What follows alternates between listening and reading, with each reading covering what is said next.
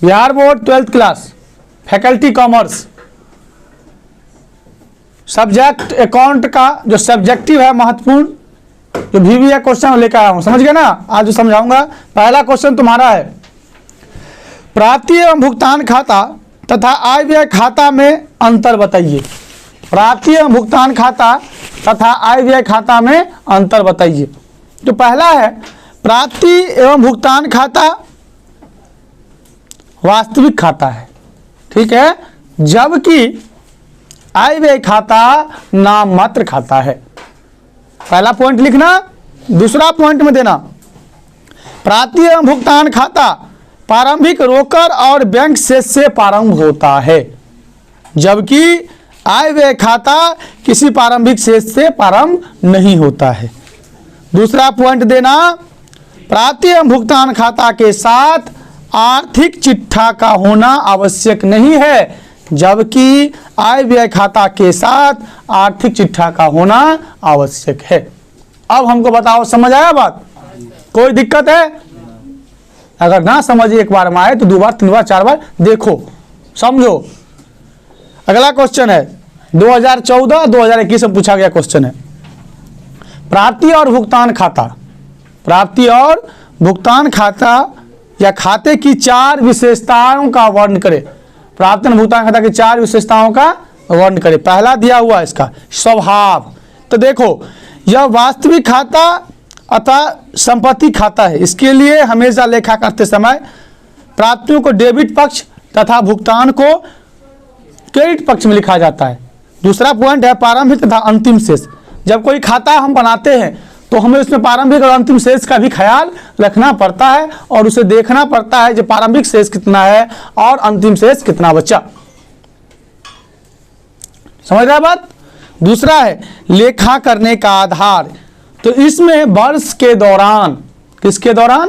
वर्ष के दौरान समस्त प्राप्तियों भुगतान, चाहे पूंजीगत हो या आयगत, वर्तमान वर्ष से संबंधित, किससे? वर्तमान वर्ष से संबंधित हो अथवा सामग्री वर्ष या गत वर्ष में दिखाई जाते हो। समझ आया बात? रोकड़ के रूप में या बैंक द्वारा प्राप्तियों एवं भुगतान। रोकड़ के रूप में बैंक द्वारा प्राप्ति या भुगतान होता है। समायोजन, अगला पॉइंट है समायोजन। देखो समायोजन में क्या होता है? गैर रोकड़ मत हो, जैसे ह्रास, डुबट ऋण आदि अथवा समायोजन को इसमें दिखाया जाता है। समझा बात? पॉइंट याद कर लेना, हल्का सा डील कर देना, हो जाएगा। कोई दिक्कत है इसमें? अगला क्वेश्चन है, आय व्यय खाता से आप क्या समझते हैं?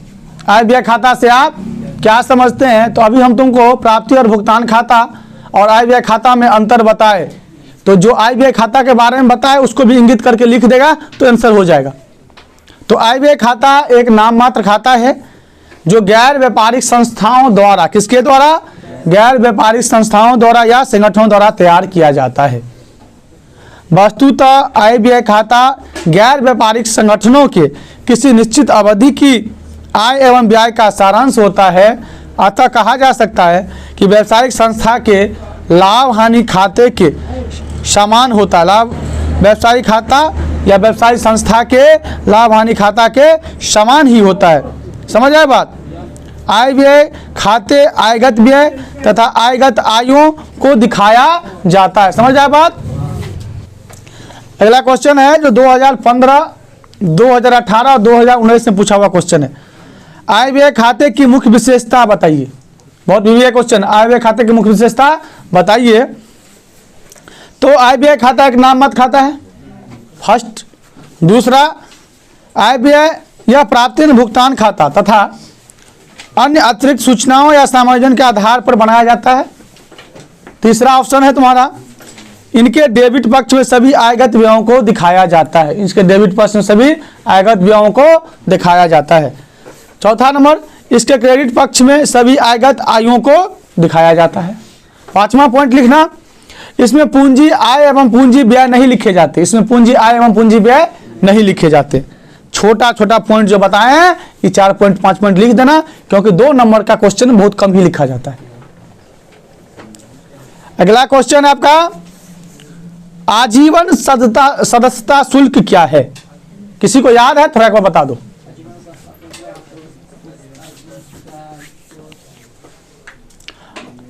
आजीवन सदस्यता शुल्क, आजीवन सदस्यता शुल्क से या सदस्यता शुल्क से आज उस सदस्यता शुल्क से है जो किसी सदस्य द्वारा एक मुश्त अपने जीवन काल में सिर्फ एक बार राशि के रूप में दी जाती है। कहने का तात्पर्य आप क्वेश्चन ही समझ रहे हैं बात। जो आजीवन, आजीवन मतलब जब तक तुम जिएगा तब तक, जब तक जीना है तब तक, यानी कि जिंदगी में एक बार हम किसी संस्था में आजीवन सदस्यता शुल्क देकर रजिस्टर्ड हो गए तो हमें बार बार उसमें पैसा नहीं देना है, उसे ये आजीवन सदस्यता शुल्क कहते हैं। बात समझ रहा है? याद आ रहा है? अगला क्वेश्चन है, चंदा क्या है? –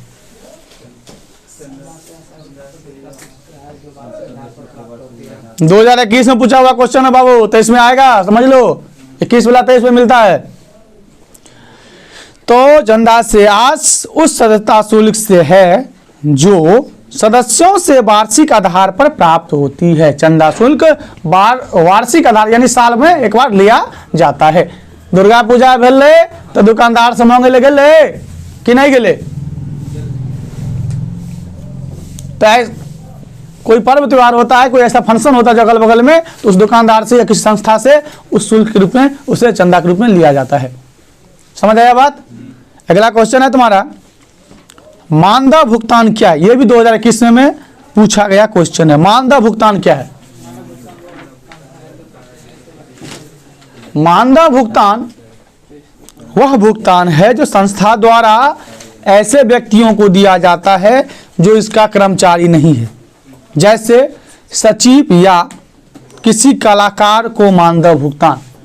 देखो होता क्या है ना, बड़ा कंपनी है, वो अपने संस्था के प्रचार के लिए या अपने संस्था के नाम के लिए अपने साथ उस व्यक्ति को जोड़ लेता है, कहता है आपको हम इतना पैसा देंगे, मानदेय भुगतान देंगे आपको, आप हमारे संस्था से जुड़िए, थोड़ा हमारा प्रचार कर दीजिए। तो हीरो उसका कर्मचारी थोड़े हो जाता है, प्रचार करने वाला प्रचार करता है, उसका विज्ञापन करता है, उसे मानदेय के रूप में भुगतान मिलता है।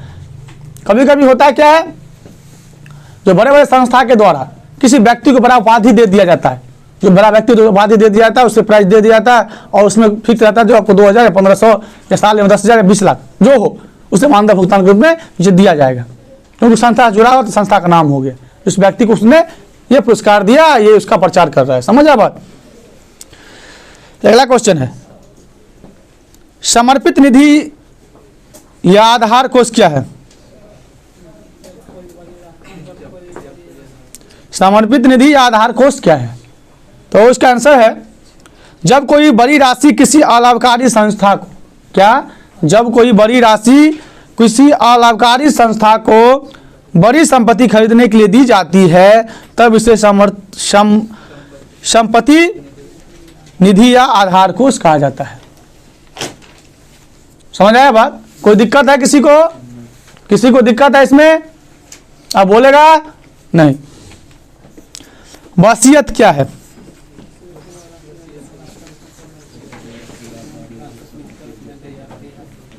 वसीयत क्या है? बोलो। वसीयत वो राशि है जो अलाभकारी संस्था किसी व्यक्ति के मरणोपरांत बिल के कारण प्राप्त करती है। जब कोई व्यक्ति कहीं काम करता है, कोई LIC वगैरह करता है, समझ गया ना, किसी फंड में जमा करता है, तो उसका एक दस्तावेज, अभी जो वसीयत होता है, जैसे मैट्रिक में तुम पास किया, तुम्हारे पास मार्कशीट है, उसी तरह से उसके पास एक प्रूफ होता है। जब वो मर जाता है तो उसमें से बेटा बेटी का नाम लिखा आता है, तो उसको पैसा मिलना चाहिए, तो उसको क्या मिलता है? पैसा मिलता है वसीयत के माध्यम से ही। समझ आया बात? हाँ है ना? साझेदारी से आप क्या समझते हैं? बोलो।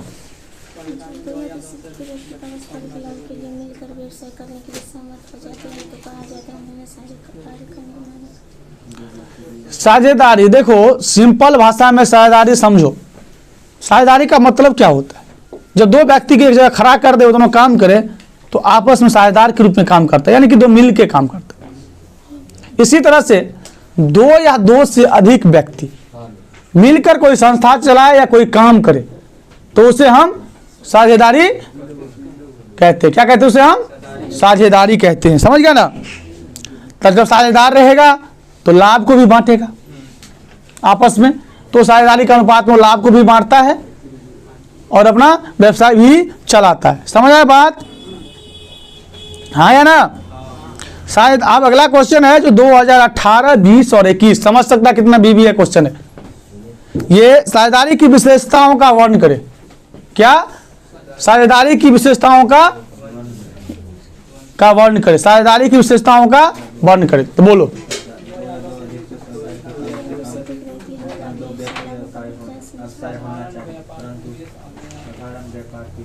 ये क्वेश्चन सब 2 नंबरी क्वेश्चन है। अब इसका आंसर पॉइंट में लिख कर देना है तुमको। तो पहला पॉइंट जो दिया है 2 या 2 से अधिक व्यक्ति, तो सबको पता है जो किसी व्यवसाय में साझेदार के रूप में अगर हम काम करें तो 2 या 2 से अधिक व्यक्ति होना चाहिए। तो साधारण व्यापार की दशा में 20 व्यक्ति हो सकता है। कितना? 20 से अधिक। तथा बैंकिंग साझेदार की दशा में 10 से अधिक साझेदार नहीं होना चाहिए। ऑब्जेक्टिव क्वेश्चन तुम्हें भी मिल जाएगा। जो बैंकिंग साझेदार में कितने बैंकिंग जो व्यापार होता है यानी कि साझेदारी होता है उसकी दशा में कितने होना चाहिए लोग साझेदार? 10। और सामान्य व्यापार या साधारण व्यापार की दशा में कितने होना चाहिए? 20 से अधिक। ठहराव या हराव, ठहराव या हराव, तो साझेदारी ठहराव द्वारा उत्पन्न होती ना कि कानून से।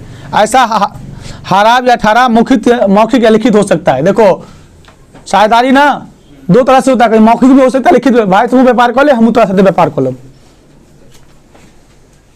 समझ ना? लिखित समझौता भी होता है साझेदारी में। क्या होता है? लिखित समझौता भी होता है जो ना हम इस समझौता करेंगे, हमको इतना लाभ चाहिए, हम इतना पैसा लगा रहे हैं। अगला पॉइंट दिया व्यवसाय, तो फर्म द्वारा चलाने वाला व्यवसाय वैधानिक होना चाहिए, केवल किसी संपत्ति में स्वामित्व साझेदार नहीं है। वैधानिक मतलब रजिस्टर होना चाहिए। साझेदारी धारा के अधिनियम कितना है? 1932 है ना? उसके अनुसार धारा 4 के अनुसार लागू होना चाहिए, रजिस्टर्ड होना चाहिए, तभी साझेदारी व्यापार वैधानिक होता है। संचालन पॉइंट है संचालन, तो व्यापार का संचालन सही से होना चाहिए। ज़्यादा घाटा लग गया तो व्यापार समाप्त हो जाएगा, साझेदारी समाप्त हो जाएगा। लाभों का वितरण लाभ व्यय अनुपात में होता है, सबको पता है कि कौन साझेदार कितना संपत्ति लगा उसके रूप में भी होता है और अनेक रूप है इसका। ये क्वेश्चन समझा? अगला क्वेश्चन है साझेदारी संलेख क्या है? साझेदारी संलेख क्या है?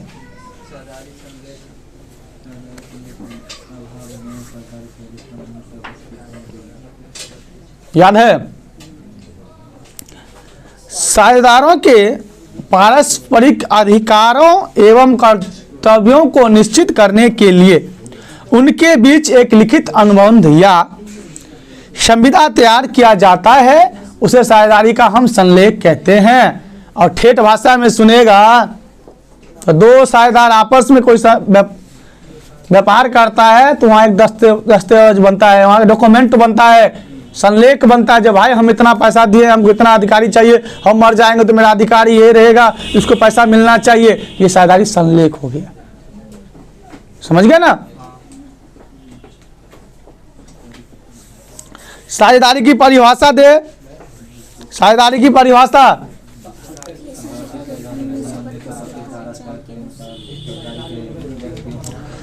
तो भारतीय साझेदारी अधिनियम 1932 की धारा 4 के अनुसार साझेदारी उन व्यक्तियों का पारस्परिक संबंध है जो किसी ऐसे व्यवसाय के लाभों को बांटने के लिए सहमत हुए हैं जो उन सबों के द्वारा अथवा उनमें किसी एक के द्वारा संचालित किया जाता है। यानी कि कोई संचालित करता है और फंड सब इन्वेस्ट करता है, उसमें सब चाहता है जो हम व्यापार करें और साझेदार बन के रहता है। बात समझ रहा है? अगला क्वेश्चन है जो लाभ विभाजन अनुपात क्या है?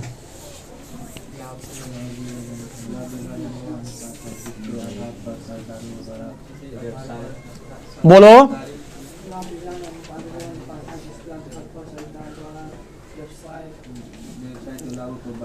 सुनो, लाभ हानि अनुपात का मतलब है, तुमसे सही बोला है, जब व्यवसाय में 2 या 2 से अधिक साझेदार होता है तो वो अपने लाभों को बांटने का निर्णय लेता है। वो निर्णय जो आपस में लेता है वही लाभ हानि अनुपात हो जाता है। किसी न किसी अनुपात में तो बांटेगा वो, ये संपत्ति के अनुपात में बांटेगा, या बोलेगा भाई 2 1 तू ले लो, या 3 2 तू ले लो, या 5 4 हम ले लेंगे, ऐसे होगा।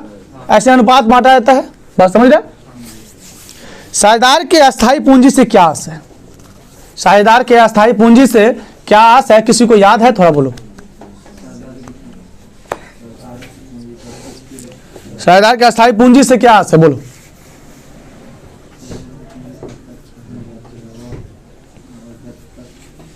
किसी को याद है? साझेदार के अस्थायी पूंजी से क्या आस है? साझेदार की पूंजी तब स्थिर कही जाती है। किसकी पूंजी? साझेदार की पूंजी तब स्थिर कही जाती है जब तक वह अपरिवर्तित रहता है। जब तक कि साझेदार अतिरिक्त पूंजी लगाने का प्रयास नहीं करता है या कोई भाग निकालने का प्रयास नहीं करता है तो साझेदारी को अस्थायी माना जाता है। कहने का तात्पर्य 2 साझेदार या 4 साझेदार या 5 साझेदार एक बार संपत्ति इन्वेस्ट कर दिया, ठीक है, अब इन्वेस्ट कर दिया तो उसमें से कोई पूंजी नहीं निकालता है, ना कोई पूंजी लगाता है, समझ गए अब, और ना कोई निकालता है, तो वह अस्थाई रहता है। यदि पूंजी कोई निकाल लिया और कुछ में कुछ नया कर दिया तो वह अस्थाई हो गया। बात समझ आ रहा है? अगला क्वेश्चन है जो 2020 और 22 में पूछा गया क्वेश्चन है, किन परिस्थितियों में साझेदारी फर्म का पुनर्गठन हो सकता है? किन परिस्थितियों में साझेदारी फर्म का पुनर्गठन हो सकता है? पता है किसी को? बोलो। तो पहला ऑप्शन जो दिया है, वर्तमान साझेदार के लाभ हानि अनुपात में परिवर्तन। जो साझेदार बटा हुआ है, जो साझेदार आपस में है, अगर लाभ हानि अनुपात बांटता है, समझ गया बात, यदि उस लाभ हानि अनुपात में कोई परिवर्तन कर दे, पहले 2 1 था अब बाद में 3 1 कर दे, तो पुनर्मूल्यांकन खाता या पुनर्गठन खाता बनाना पड़ेगा। दूसरा है नए साझेदार का प्रवेश। जब कोई साझेदार प्रवेश करता है तो पुनर्गठन खाता या पुनर्मूल्यांकन खाता बनाया जाता है। तीसरा पॉइंट दिया है इसमें, वर्तमान साझेदार का अवकाश ग्रहण करने पर, साझेदार कोई साझेदार है ना, वो अवकाश ग्रहण कर रहा है तब भी पुनर्मूल्यांकन खाता या पुनर्गठन खाता, रिवैल्यूएशन अकाउंट बनाया जाता है। चौथा है साझेदार की मृत्यु। कोई मृत्यु हो जाए किसी साझेदार का तब भी रिवैल्यूएशन अकाउंट या पुनर्गठन खाता बनाया जाता है। पांचवा है अंतिम, 2 साझेदारी फर्म का सम्मिलन, यानी कि 2 साझेदारी फर्म है, अलग अलग 2 कंपनियां हैं जो आपस में मिल गए, आपस में कंबाइंड कर लिया, तब भी पुनर्गठन खाता बनाया जाता है। समझ गया बात? कोई दिक्कत है? कितना नॉर्मल से बात समझ रहा है। अगर नहीं समझ आए एक बार में तो 3 बार 4 बार देखो, समझो। अगला क्वेश्चन 20 और 21 में पूछा हुआ क्वेश्चन है, पुनर्मूल्यांकन खाता या लाभ हानि समायोजन खाता क्या है? देखो, पुनर्मूल्यांकन खाता रिवैल्यूएशन अकाउंट को बोलते हैं और लाभ हानि समायोजन खाता पीएल एडजस्टमेंट को बोलते हैं। दोनों एक ही है, या तो रिवैल्यूएशन लिखो वहां पे या पीएल एडजस्टमेंट लिखो, कोई दिक्कत। सामान्यतः नए साझेदार के प्रवेश पर अथवा किसी पुराने साझेदार के अवकाश पर या विद्वान साझेदार के मृत्यु हो जाने पर, समझ आ रहा है, तो संपत्ति एवं दायित्वों का पुनर्मूल्यांकन किया जाता है। मतलब उसका फिर से देखा जाएगा क्या कमी है क्या अधिक है, इसीलिए पुनर्मूल्यांकन खाता या लाभ हानि समायोजन खाता तैयार किया जाता है। समझ गया?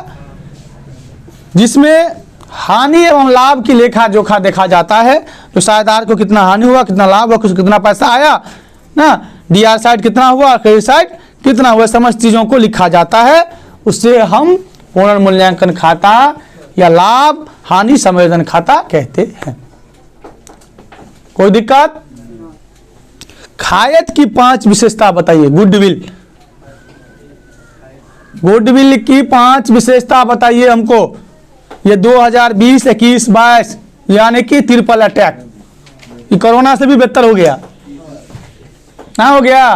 बार बार घूम घूम के आना, ये भी अपना घूम घूम के आ रहा है। वो 10वीं में है उंडरू का चक्कर, मतलब वो जो नदी जो झरना सांप की तरह चक्कर काटता है, ये भी क्वेश्चन चक्कर काटता है। पहले 21 में 20 में आया, फिर 21 में आया, 22 में आया, तो 23 का ही छोड़ेगा। लगा दो जोर, एक बार 23 में भी आ जाए। तो खाद की 5 विशेषता है। पहला है जब व्यवसाय बेचा जा रहा है। अब व्यवसाय बेचा जा रहा है, इसका क्या होगा मतलब समझो। व्यवसाय बेचेगा तो जिसका गुडविल या ख्याति या प्रसिद्धि ज्यादा नाम है, उस व्यवसाय वाले को ज्यादा पैसा मिलेगा बेचने पर। अगला है तुम्हारा, जब फर्म में किसी नए साझेदार प्रवेश हो रहा है। देखो गुडविल वहां महत्व रखता है। जब फर्म में कोई नया साझेदार प्रवेश हो रहा है तो कितना गुडविल लेके आता है, कितना खायत होता है, पहले से कितना गुडविल मौजूद है, इस बातों को ध्यान रखा जाता है। तीसरा है जब साझेदार का अवकाश ग्रहण हो रहा हो। जब साझेदार का अवकाश ग्रहण हो, वहां गुडविल अच्छा रहेगा। तो साझेदार कोई चल भी जाए तो फर्क उतना नहीं पड़ता कंपनी को, वो अपना अंश लेके चला जाएगा और क्या करेगा, कुछ करेगा। जब किसी साझेदार का मृत्यु हो जाए, भाई मृत्यु हो जाएगा, तो उसका अंश उसको बाल बच्चा को दे दिया जाएगा। और गुडविल अच्छा रहेगा संस्था का, उसको भी गुडविल दे दिया जाएगा, उसका जो अंश मिलेगा। और उसका जो बाल बच्चा है उसको ले लेगा। कंपनी अपने पास जो है उसका कंपनी का प्रतिष्ठा बना हुआ। गुडविल का मतलब इज्जत और प्रतिष्ठा। और अंतिम है जब साझेदारों के लाभ अनुपात में परिवर्तन हो रहा हो। जब कोई लाभ अनुपात में परिवर्तन हो, उस समय गुडविल देखा जाता है, इसका गुडविल कितना है, बात समझ रहे। अब गुडविल क्या है ये पूछ दे तो क्या होगा, ख्याति क्या है ये पूछ दे तो क्या होगा। तो ख्याति का मतलब आप सुन लो। जब कोई व्यक्ति अपने व्यापार के माध्यम से, अपने शिक्षण के माध्यम से, अपने रोजगार के माध्यम से, अपने स्वभाव के माध्यम से प्रतिष्ठा अर्जित करता है, गुडविल अर्जित करता है। मान लो कोई दुकानदार है, वो दुकानदार का प्रतिष्ठा बन गया है, तो यदि वो दुकानदार वहां से कहीं चला भी जाएगा, दूसरा जगह खोल लेगा, तो वहां भी वो आदमी आ जाएगा, क्योंकि उसका इज्जत है, दुकानदार का इज्जत है, प्रतिष्ठा है। हाँ है ना। मैंने अपना कोचिंग संस्थान दूसरा जगह भी बंद कर दिया जॉब होने के बाद, तो क्या वहां से बच्चा मेरे पास नहीं आता है, वहां का सब बच्चा यहाँ आया। कि वहां बंद कर दे उससे क्या मतलब, वो तो मेरा पढ़ाई जानता है, सब यहाँ आया। वही होता है गुडविल प्रतिष्ठा। कोई दिक्कत। गुडविल एक अदृश्य अमूर्त संपत्तियां हैं, पता है ना।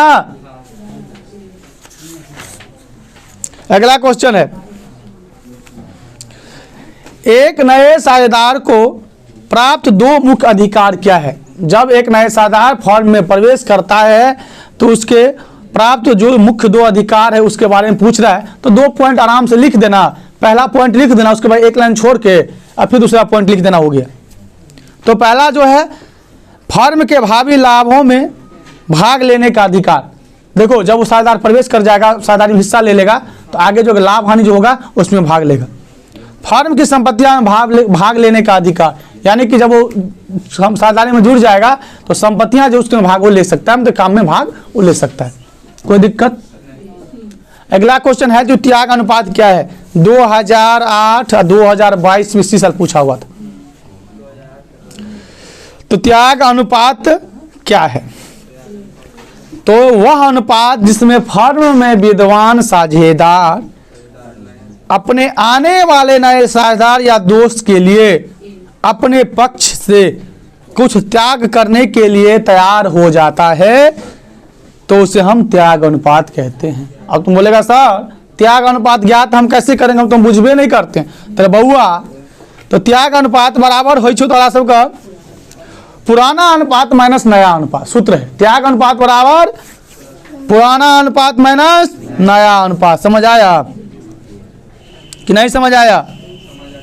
कोई दिक्कत है, किसी को दिक्कत है। ठीक है, इतने तक रहने दो आज।